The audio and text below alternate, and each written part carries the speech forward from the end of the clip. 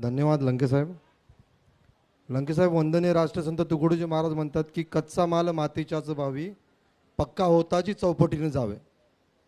कारखानदाराचा माल उत्पादन खर्चावर आधारित आणि नफा गृहीत धरून विकण्याचा अधिकार त्याला आहे, परंतु आम्ही त्या शेतीच्या चौकटीमध्ये राजे आहो. पण शेतीच्या कुंपणाच्या बाहेर गेलं का आपलं राज्य संपून जाते आणि तिथून राज्य येते व्यापाऱ्यांचं.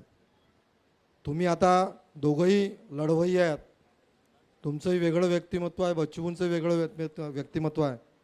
मगाशी बरेच काही नेते बोलून गेले. त्यांनी सांगितलं की या महाराष्ट्रातील जेवढे काही शेतकरी संघटना आहेत त्यांनी सर्वांनी एकत्र आलं पाहिजे आणि या लढ्याला कुठंतरी मूर्त स्वरूप दिला पाहिजे. आपण देखील त्यात पुढाकार घ्यावा अशी आम्ही सर्व शेतकऱ्यांतर्फे विनंती करतो आणि आपले सर्वांचे आभार मानतो. जय हिंद, जय गुरु.